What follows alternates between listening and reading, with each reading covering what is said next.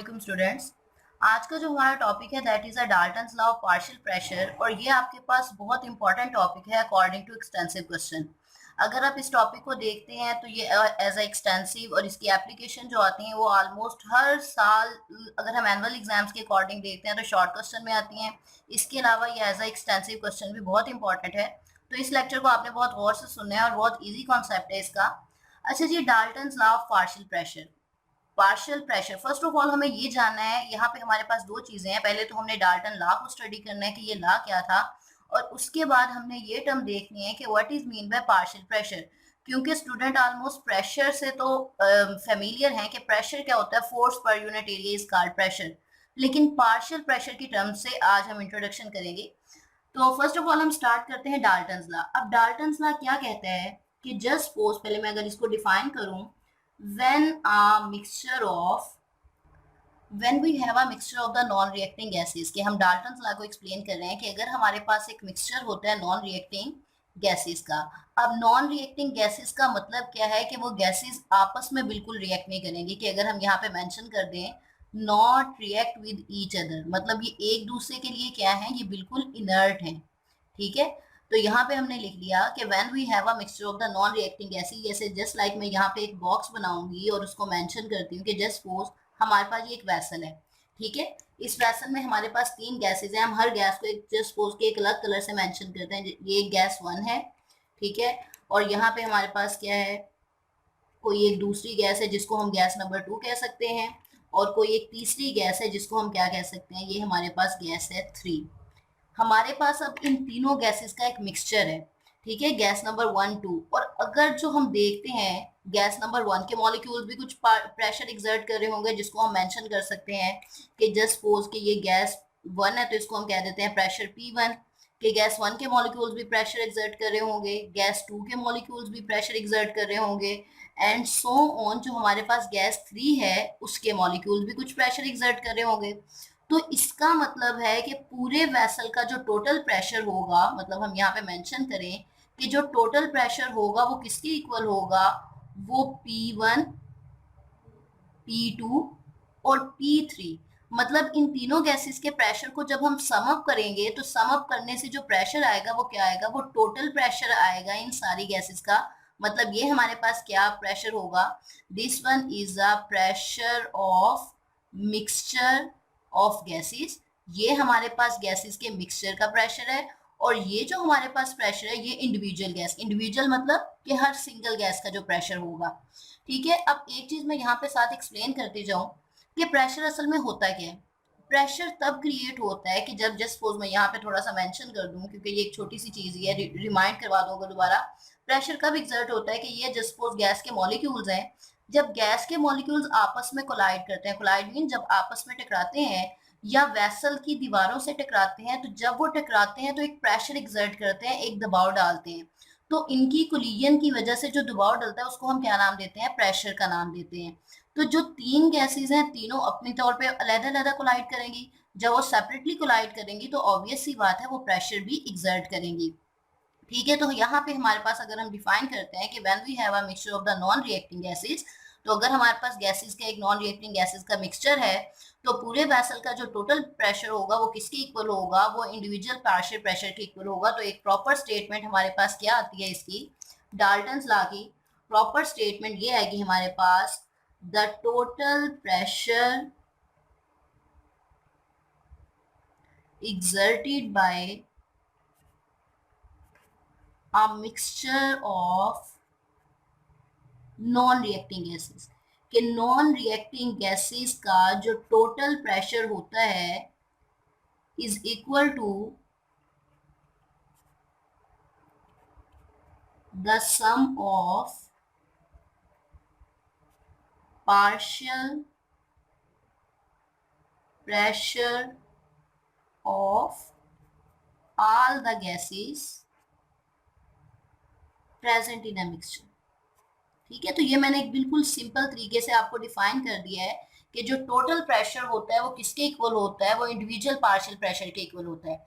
अब next question जो है वो सिर्फ ये है कि what is mean by partial pressure. हम बार बार एक टर्म यूज कर रहे हैं कि पार्शियल प्रेशर के इक्वल होता है, पार्शियल प्रेशर के इक्वल होता है, तो ये पार्शियल प्रेशर एक्चुअल में है क्या। तो अगर हम यहाँ पे एक्सप्लेन करते हैं कि what is mean by partial pressure, तो बेटा एक्चुअली में पार्शियल प्रेशर सिंपल ये होता है कि ये तो हमने मेंशन कर दिया ना टोटल प्रेशर के, टोटल प्रेशर क्या होता है कि तीनों गैसेस के सम के इक्वल होता है। तो पार्शियल प्रेशर होता है कि एक गैस के मॉलिक्यूल कितना प्रेशर एक्सर्ट करते हैं।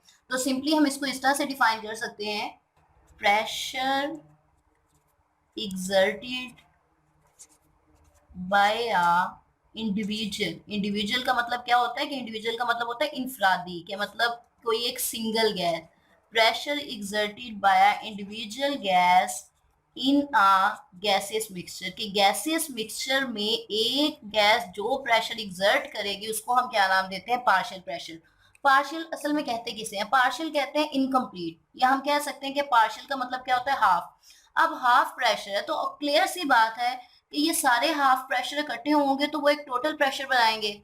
तो एक गैस के पार्टिकल जो प्रेशर एक्सर्ट कर रहे हैं वो पार्शियल प्रेशर है, गैस वन के पार्टिकल जितना का प्रेशर डाल रहे हैं वो प्रेशर, वो भी पार्शियल प्रेशर है। तो तीनों गैसेस का पार्शियल प्रेशर मतलब जो उनका थोड़ा थोड़ा हिस्सा है वो इकट्ठा होगा, सम अप होगा, तो हमारे पास क्या बनेगा, टोटल प्रेशर बनेगा। तो हमने मेंशन कर दिया pressure exerted by individual gas in a gaseous mixture is called as a partial pressure. तो गैसेस मिक्सचर में जो एक गैस प्रेशर एक्सर्ट कर रही होती है उसको हम क्या नाम देते हैं, पार्शियल प्रेशर का नाम देते हैं। तो इसकी एक क्लियर छोटी सी एग्जांपल है हमारे पास कि हम यहाँ पे कह सकते हैं कि एयर जो है, ठीक है, air is a mixture of gases. तो यहाँ पे जो टोटल हमारे पास gases, mixture of gases in atmosphere, कि हमारे पास एटमॉस्फेयर का जो टोटल प्रेशर होता है वो असल में क्या होता है, वो इन सारी गैसेस के मिक्सचर के प्रेशर के इक्वल होता है। जैसे जस्ट सपोज हम मेंशन करते हैं कि नाइट्रोजन जो है वो हमारे एनवायरनमेंट में कितनी है, दैट इज इक्वल टू 78.02%। ठीक है, हम ऑक्सीजन की बात करते हैं, दैट इज इक्वल टू 20.45%, मतलब इसका प्रेशर इतना है। आर्गोन हमारे एटमॉस्फेयर में कितनी है, दैट इज 0.93%। हम कार्बन डाइऑक्साइड की बात करते हैं, दैट इज 0.03%। और बाकी जो हमारे पास गैसेस हैं, मतलब बाकी जो एटमॉस्फेयर का प्रेशर होता है वो ट्रेसेस ऑफ गैसेस हैं, मतलब बहुत सी गैसेस हैं जो कि बहुत क्लीन मिकदार में, बहुत कम अमाउंट में पाई जाती हैं। तो इसका मतलब है कि हम यहाँ पे लिखेंगे कि जो हमारे पास टोटल प्रेशर है एटमॉस्फेयर का, पीटी किसको मेंशन कर रहा है, टोटल प्रेशर ऑफ एटमॉस्फेयर, वो किसके इक्वल होगा, pressure of nitrogen, pressure of oxygen, pressure of argon, pressure of carbon dioxide and pressure of traces of gases, के जो डिफरेंट गैसेस हैं। तो मतलब हमारे पास इन सब का जो सम होता है वो हमारे पास क्या होता है, प्रेशर ऑफ द एटमॉस्फेयर। अब यहाँ पे हमने इस एग्जाम्पल को एक्सप्लेन कर लिया। नेक्स्ट हम जो देखेंगे, हम देखेंगे इसकी कैलकुलेशन, मतलब जनरल गैस इक्वेशन से पार्शियल प्रेशर का क्या रिलेशन है। यहाँ तक याद रखिएगा कि हमने सिर्फ दो तीन टर्म्स पढ़ी हैं। फर्स्ट ऑफ ऑल हमने डाल्टन्स लॉ की स्टेटमेंट देखी है, सेकंड में जो हमारे पास एक इंपॉर्टेंट डेफिनेशन थी कि पार्शियल प्रेशर क्या होता है, और थर्ड हमने एक एग्जाम्पल देखी है एयर की। अब हम इसका रिलेशन बताएंगे कि डाल्टन्स लॉ जो कि total pressure individual partial pressure के सम के इक्वल होता है, इसका रिलेशन जनरल गैस इक्वेशन से क्या है। तो अब हम उसको एक्सप्लेन करेंगे। तो हम यहाँ पे हेडिंग देते हैं, that is a general gas equation. I hope आपको जनरल गैस इक्वेशन अभी तक रिमाइंड होगी कि जनरल गैस इक्वेशन को हम आइडियल गैस इक्वेशन भी कहते हैं, और ये किसके इक्वल होती है, that is PV is equal NRT. तो अब हमने यहाँ पे देखना है कि जनरल गैस इक्वेशन का partial pressure mean Dalton's law से इसको हम कैसे रिलेट कर सकते हैं। तो डाल्टन्स लॉ हमारे पास क्या था कि हमारे पास गैसेस का एक मिक्सचर है। तो हम पहले यहाँ पे लिखते हैं general gas equation. General gas equation क्या है, पीवी इज इक्वल एनआरटी। ठीक है, अब आप कंसीडर करें कि आपके पास तीन गैसेस हैं, मिक्सचर है आपके पास एक गैसेस का। जस्ट सपोज हमारे पास एक गैस जो है वो हाइड्रोजन है, एक गैस हमारे पास क्या है, ऑक्सीजन है, और एक गैस हमारे पास क्या है, नाइट्रोजन है। अब हमने इन तीन गैसेस को इससे कैसे रिलेट करना है, हम यहाँ पे मेंशन करते हैं कि ये जो हम स्टडी कर रहे हैं ये क्या है, एट सेम टेम्परेचर, इन सारी कंडीशन में टेम्परेचर भी हमारे पास सेम रहेगा, उसके बाद हमारे पास प्रेशर तो हमने फाइंड आउट करना है। उसके बाद हम यहाँ पे मेंशन कर सकते हैं कि यहाँ पे क्या रहेगा, सेम वॉल्यूम रहेगा। वॉल्यूम भी हमारे पास कांस्टेंट है, टेम्परेचर भी कांस्टेंट है, और जो आर है, आर तो हम ऑलरेडी जानते हैं कि ये हमारे पास क्या होती है, this one is a general gas constant, तो इसने कांस्टेंट रहना ही रहना है। ठीक है, तो टेम्परेचर, वॉल्यूम और आर, ये तीनों वैल्यूज हमारे पास क्या है, temperature, volume and R, these all are equal to constant. मतलब इनकी जो वैल्यू स्टार्ट में होगी एंड तक वही रहेगी। चेंजिंग किस में आएगी, चेंजिंग आएगी pressure and number of moles में। तो अब हम इसको इस तरह से एक्सप्लेन करेंगे, जैसे जस्ट सपोज हाइड्रोजन है, तो हाइड्रोजन के लिए ये जनरल गैस इक्वेशन किस तरह से राइट की जाएगी, हाइड्रोजन के लिए हम इस तरह से राइट करेंगे, PH2 मतलब pressure of hydrogen, volume same रहेगा, इसलिए जब वॉल्यूम सब में सेम है तो इसके साथ हम कोई हाइड्रोजन का साइन नहीं लगाएंगे। चीज हाइड्रोजन की सिंबल हम उन एलिमेंट, उन वैल्यूज के साथ लगाएंगे, उन हम कह सकते हैं कि उन वेरिएबल्स के साथ लगाएंगे जो कि चेंज हो रहे हैं। जो चीजें कांस्टेंट है उसके साथ हमें हाइड्रोजन लिखने की जरूरत नहीं है। इसके अलावा नंबर ऑफ मोल जो है ये वेरी कर रहा है, तो इसके साथ हम लिखेंगे NH2। आर भी हमारे पास कांस्टेंट है, टेम्परेचर भी कांस्टेंट है, तो इसको एज इट इज लिख देंगे।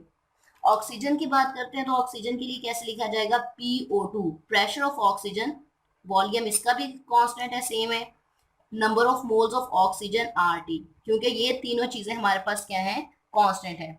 उसके बाद हम बात करते हैं नाइट्रोजन की, तो नाइट्रोजन के लिए ये इक्वेशन कैसे लिखी जाएगी, pressure of nitrogen, volume constant है, number of moles of nitrogen, R is a general gas constant, और टेम्परेचर को हम एज इट इज राइट कर देंगे। ठीक है, अब यहाँ पे हमने, मैं रिपीट कर रही हूँ दोबारा से, कि प्रेशर और नंबर ऑफ मोल्स के साथ हमने ये सिंबल क्यों लगाया है, क्योंकि इन दोनों में चेंज आ रहा है। वॉल्यूम, आर और टी, इन तीनों की वैल्यूज इस पूरे मिक्सचर में क्या रहेंगी, कांस्टेंट रहेंगी, इसलिए इसको हमें चेंज करने की जरूरत नहीं है। ठीक है, अब हम इसको आगे देखते हैं कि आगे ये कैसे चेंज होगा। हम इसको रीअरेंज करते हैं इन इक्वेशंस को। अब रीअरेंज हमने किस तरह से करना है, रीअरेंज हम इस तरह से करेंगे कि वॉल्यूम को दूसरी साइड पे लेके आएंगे, मतलब हमने वॉल्यूम को क्या करना है, डिवाइड करना है।